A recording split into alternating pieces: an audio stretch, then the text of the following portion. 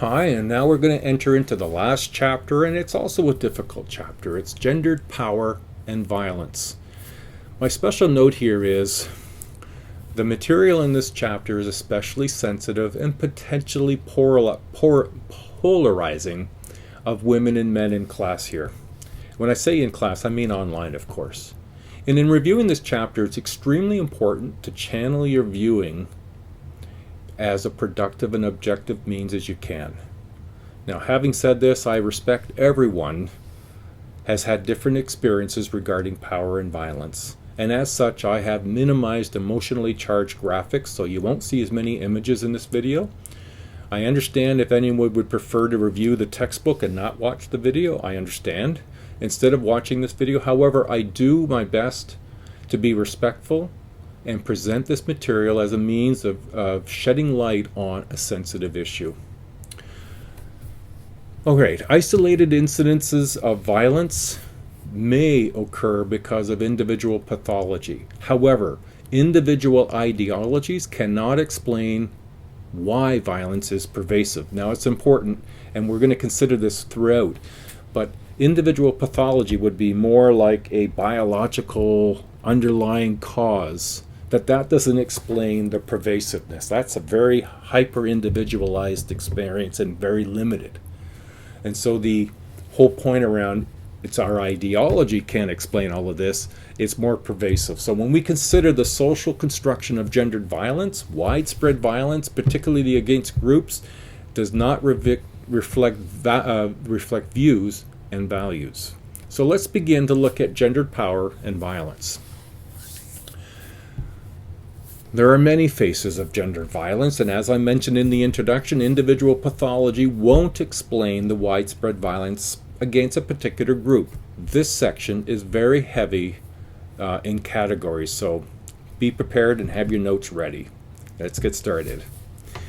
Gendered violence includes physical, verbal, emotional, sexual, and visual brutality that is inflicted disproportionately or exclusively on members of one sex. Gender intimidation exists when people, because of their sex, gender, or sexual orientation, are treated in ways that make them feel vulnerable and unsafe. This is also called street harassment, a common form of sexualized remarks made in public spaces. LGBTQ people or people who do not conform to gender norms are also a subject to gender intimidation in the form of humiliating, disrespecting, or imposing violence. Sexual harassment is unwelcome verbal and nonverbal behavior of a sexual nature that links academic or professional standing or success to sexual favors that interfere with work or learning. Women are the predominant targets. Now, it says predominant. It doesn't say only. This certainly does occur as when men can be victims as well. The quid pro quo harassment, interesting title given that's what's been going on in the U.S. as far as a news item.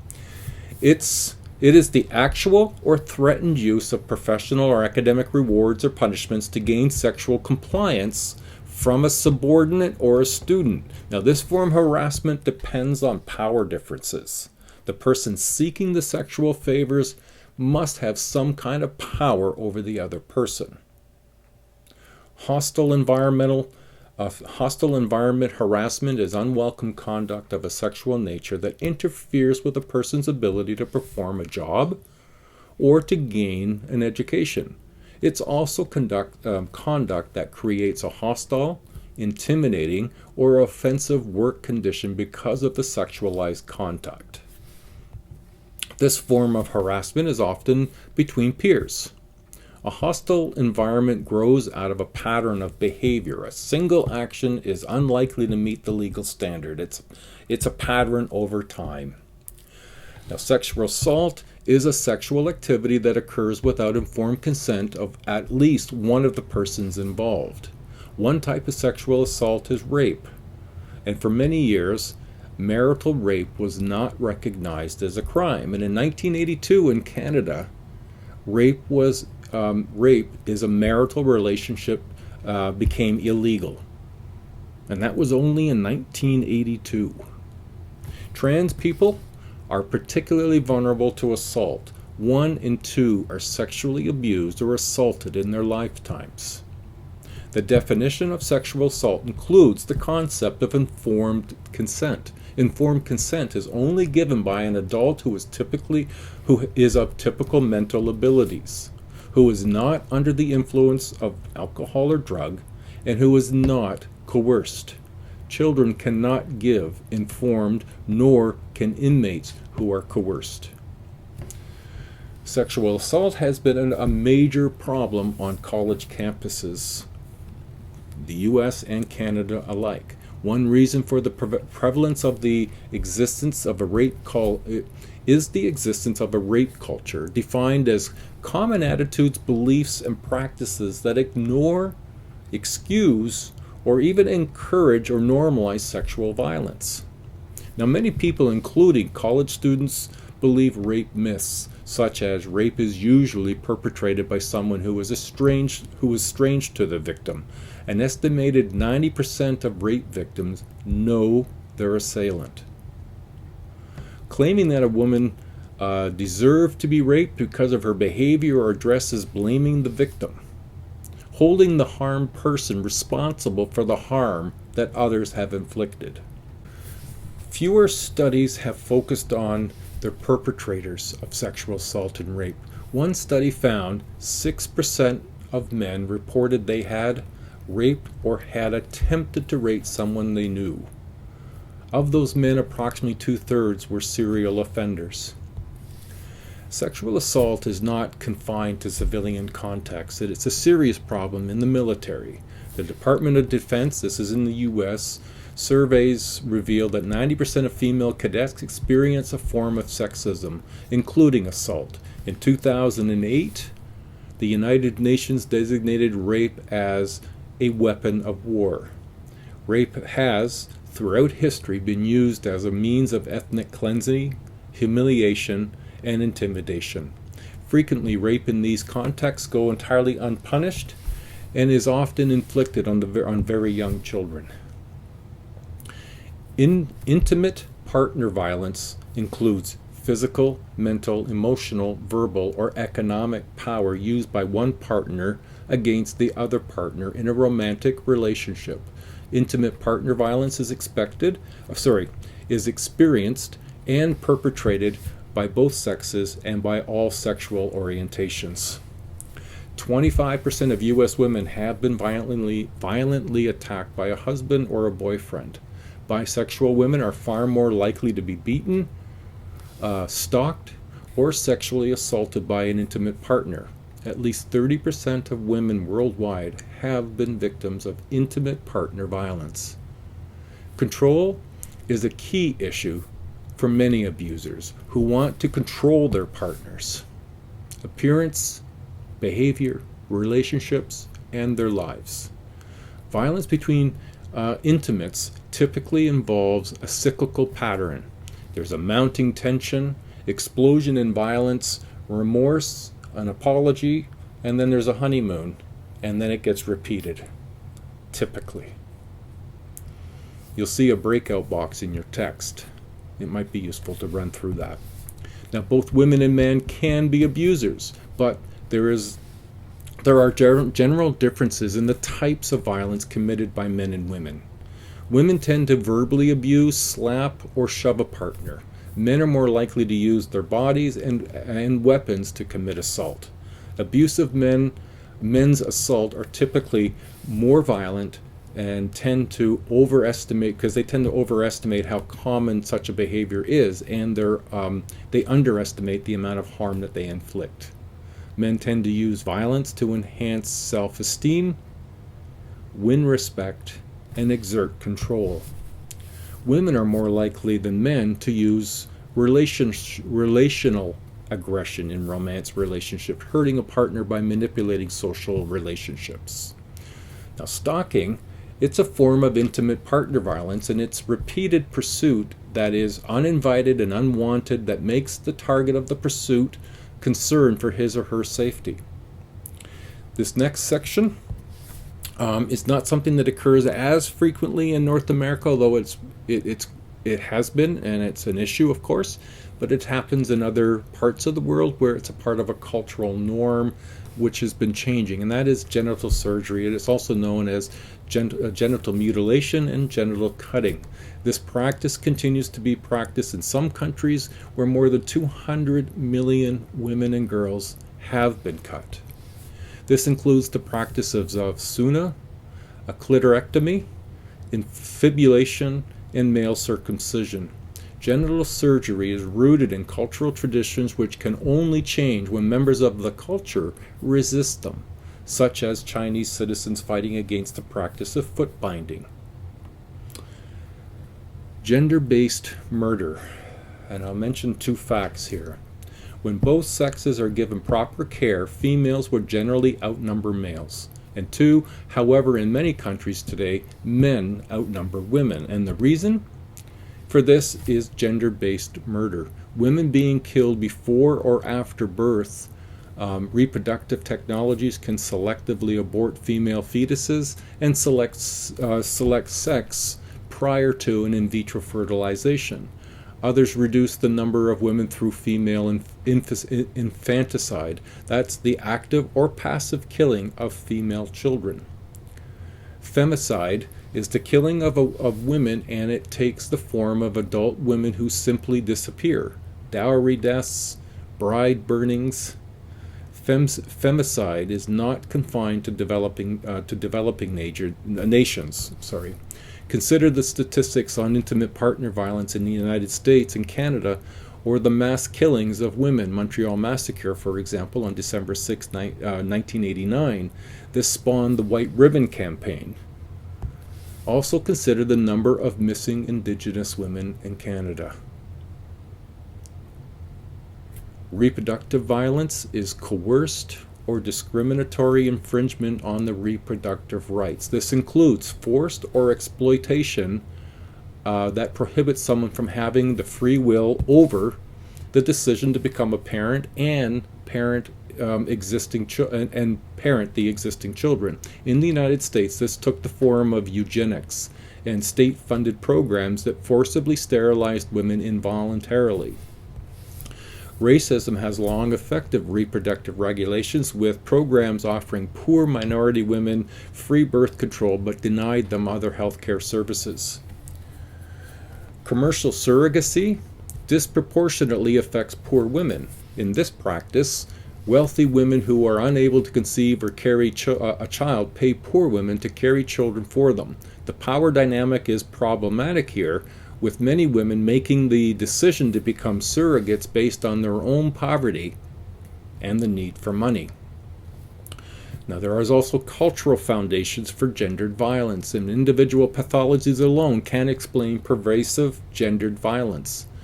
The normalization of violence in the media.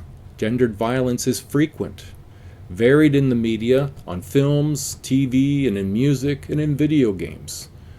Including in this is, of course, pornography, and pornography is sexually explicit material that favorably depicts subordinates, degradation, and non-consensual sexual behavior. Distinctly, erotica depicts consensual activities desired by and pleasurable to all parties. Now, one study found men who viewed mainstream pornography were more likely to say that they would commit rape than men who did not. Now, of course, these sorts of researches are specific and not necessarily generalized to all aspects of research, but it certainly draws out some conclusions that maybe need additional research in as well. The normalization of violence in institutions, and we'll look at a few of institutions, and we'll begin with school. In the U.S., there were 55 colleges and universities subject to investigation because they may or may have mishandled investigations of sexual assault. Here in Canada, we have our own mishandlings of investigations, and many students say that they are not taken seriously when reporting rape or other sexual assaults. Colleges and universities want to preserve their reputation the White House established a special task force in 2014, which provided information and resources on preventing and responding to sexual assault on campuses. This happened here in Canada as well. Georgian has focused more on student safety with postings and apps for security purposes. And you can see that just in behind me here. Another institution would be family, and in families where violence exists, children may grow up assuming that violence is a part of marriage. Families may encourage women to stay with violent men for economic security because, well, it's her duty, or for the sake of the children, or immigrant women or women of color may be especially vulnerable to pressures not to report intimate partner violence. If we look at law enforcement, the current legal system does not offer sufficient safeguards for victims. Some law enforcement officials and judges give greater priority to maintaining a two-parent family than the safety of survivors. Laws governing restraining orders need to be strengthened so people can get protection before tragedies happen. If we consider language sometimes reflects and sustains cultural acceptance of gender violence by obscuring the seriousness of the issue. Passive language that obscures moral responsibility for violence but not indicating the abuser fosters permissive attitudes towards abuse.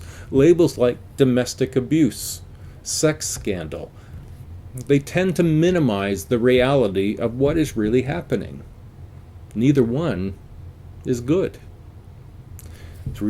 So if we were to resist gendered violence, what do we do and where do we go from here? Well, there's some personal efforts that we can do to reduce gendered violence. The most basic personal choice is to decide you will not engage in or tolerate violence in your relationships. Should be easy to decide.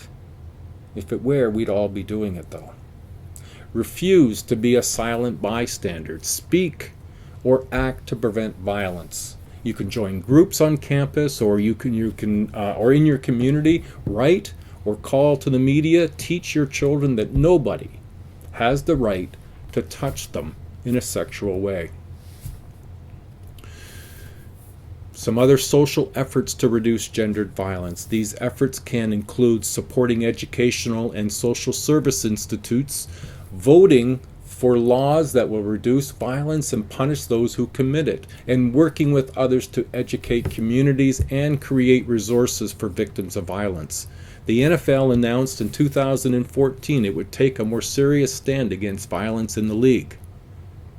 If you've been watching some of the news about the NFL, you would see that maybe that hasn't all happened. It's great to talk about it, it's great to have intentions, it's another thing to act on it. Taking a voice. Direct power is the ability to make others do what they would not do on their own.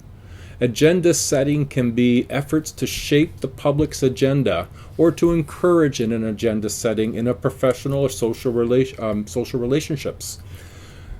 Voice is communicating with others and engaging in everyday acts of principled resistance. One way to do this is to adopt the treacherous identity, remember from chapter 4, or to challenge sexist attitudes and practices in everyday life. And I do this myself. It's not always easy, but it gets easier. When you hear a sexist joke, call it out.